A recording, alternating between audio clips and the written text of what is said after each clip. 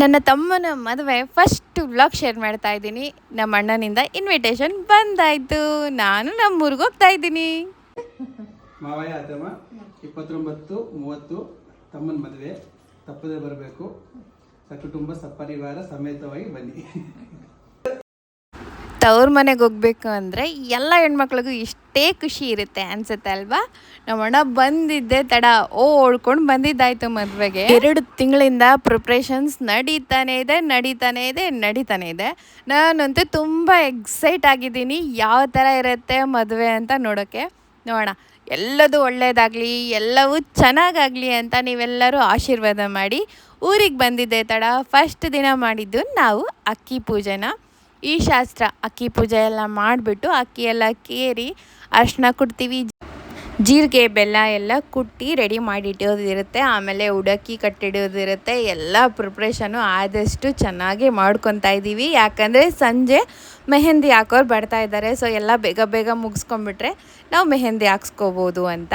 Next ವ್ಲಾಗಲ್ಲಿ mehndi ಹಾಕಿದ್ದೆಲ್ಲ share ಮಾಡ್ತೀನಿ.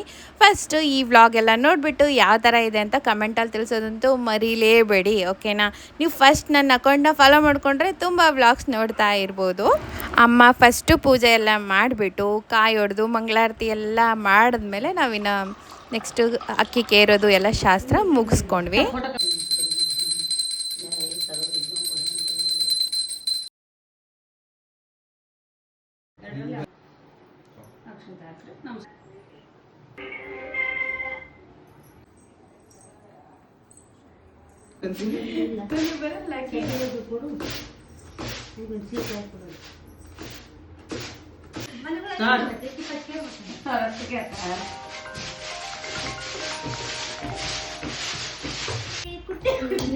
ಕಸ್ತೂರಿ ರಂಗ ಸೂರಿ ಕಾವೇರಿ ರಂಗ ಸುವಲಾಲಿ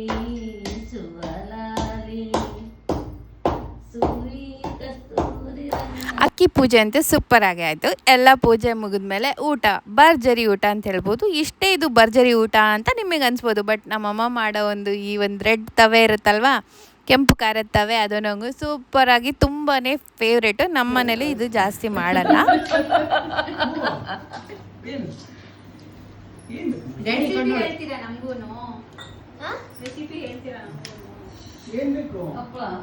ಹುಡುಗ ಮದುವೆ ಹುಡುಗ 50 ವರ್ಷದ ಹುಡುಗ ನೋಡಿ ಚೆನ್ನಾಗಿದ್ದಾನಲ್ಲ. ಸಂಜೆ ನಮ್ಮ ಚಿಕ್ಕಪ್ಪನ ಮಗ ನಮ್ಮ ತಮ್ಮ ನಂಗೋಸ್ಕರ ಅಂತ ಡ್ರೈ ಗೋಬಿ ಮಾಡಿ ಕಳಿಸಿದ್ದ. ಟೇಸ್ಟ್ ಮಾತ್ರ ಅಲ್ಟಿಮೇಟ್ ಆಗಿತ್ತು. ಇದಾಗಿತ್ತು ಫಸ್ಟ್ ಡೇ ಮದುವೆ ವ್ಲಾಗ್.